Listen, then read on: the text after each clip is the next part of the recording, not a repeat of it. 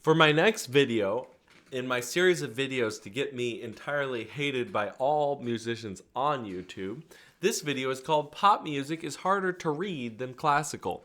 Now, before you decide that it's all over, which I know it's already a moot point, you're already leaving the angry comment, I want to let you know what I'm actually trying to achieve with this video, which is, quite simply, to let all these classical musicians that are trying to read pop music learn to just maybe listen to it a couple times, maybe decide to learn it by ear. And for all those pop musicians out there that go, reading music is really hard because they're trying to learn whatever latest Bruno Mars thing by reading music, let them realize, hey, it may be hard because you're learning it in a way that's weird. And if you read actual classical music, at least the reading part would be a little easier.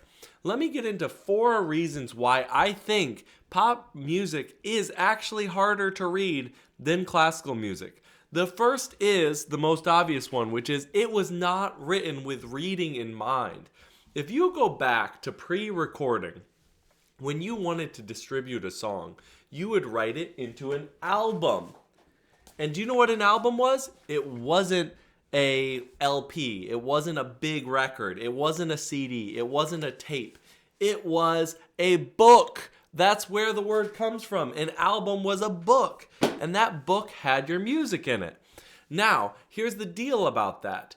You would send the music out, and the idea was, I want to write this in a way that's approachable. The same way that we make sure that our songs are at a certain volume so that people can listen to them and enjoy them. And so we do all these hurdles. We make sure it's the right file format. We make sure our song isn't too long. All these different things. They had that same idea for written music. And so much of writing music was to make it really easy to read. Now, again, you could say, but wait a second. That classical music is hard to play. That's a different thing. Now. That's not what I'm talking about. I'm talking about how easy is it for you to understand what the notes and the rhythms are. That gets us to point number 2, which is rhythms are quite complicated in written form with pop music. And this is because if you're sitting down with a guitar and you're just strumming some chords,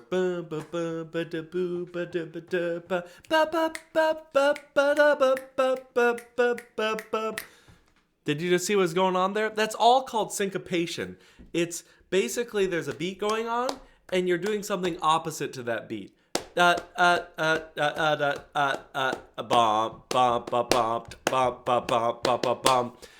why is pop music so rhythmically complicated? It's actually 2 reasons. One is it's dance music, so it's supposed to make us move and groove a little bit. The second is the harmony and the note choices are quite simple. So you need something a little more complicated to tickle our brain. And that's where the rhythm kind of gets involved. And the third part of it is you don't have to write it down. And human beings are incredible at rhythm. They really are. And so they can internalize that and feel it way more than they can intellectualize it and write it down. The third thing that makes pop music really hard to read is that the transcriptions are generally written by other people. Very few pop musicians actually take the time to write down their music in the writing process or even after it was written to then write it and put it in a book.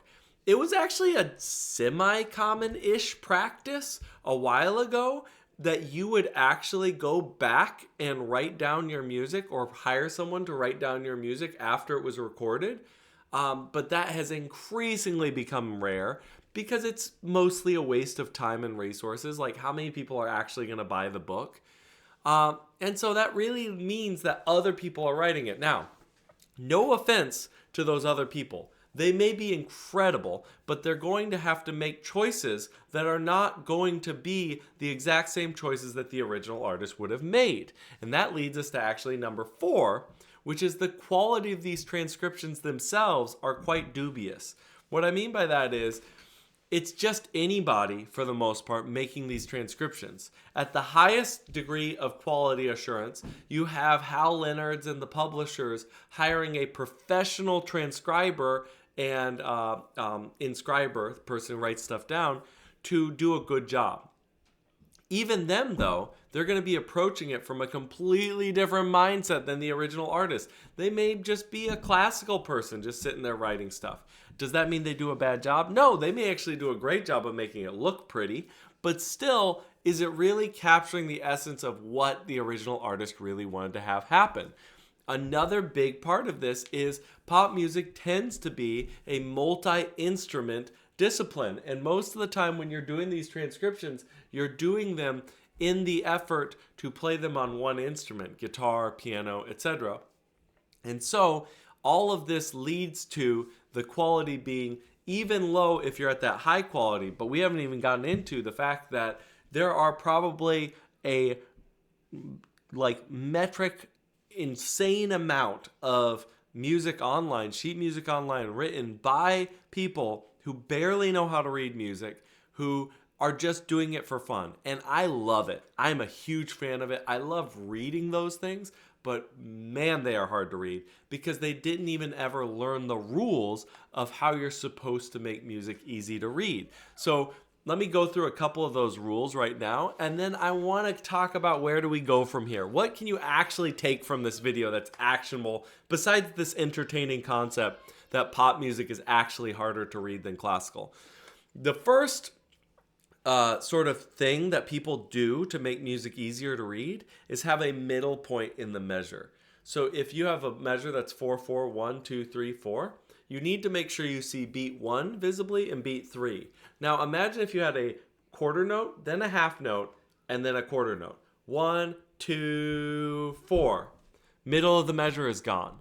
That's generally a big no-no because it just makes it so much harder to read. There's exceptions to everything, but that happens. Another big thing is people are using digital tools and they just let the sharps and flats be what the program tells them to be. And so they get a mixed amount of sharps and flats. That's a big no-no. There are times where you end up with a sharp and a flat, but they're quite rare because the idea is you're in a specific key, and that key is either going to be a flat key or a sharp key.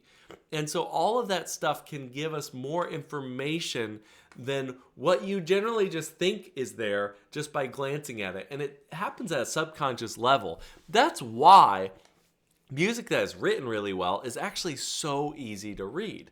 Now, where do we actually go from here? What are some action steps you can use? The first is, if you struggle with playing pop music, stop trying to read it at first. Now, get your reading copy. Maybe reading is your most easily usable form. That's fine.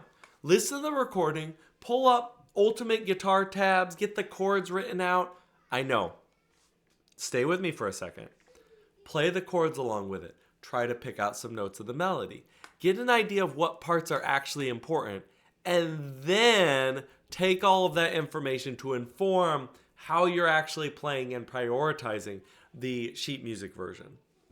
You are going to have such an easier time playing through that music that way than just trying to full steam ahead, just bulldoze through it and read it through. It's going to be such a more entertaining, fun process. Now, for the final category, those people who only play by ear and are really dismissive of trying to read in general, but maybe want to do classical.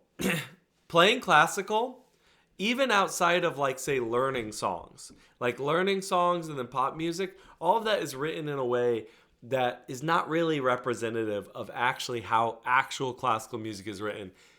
Really think about trying to actually read classical and then talking with people who really know how to read it well, because there's so many amazing things with how it's written that make it much easier than you would think it is to read. Now, to actually play, that's going to require technique and all these other things that may still require some expertise. So a little word of caution. I don't want you to get too excited. Classical is still quite challenging, but you get the idea. If you like this type of thing, go ahead and subscribe and follow. I've been trying to live stream every day to build up my following and to just have some fun around music and classical. Doing shorts, just again, having fun, messing around. So anyway, I'm Robert Monroe. Until next time, thanks so much. Peace out.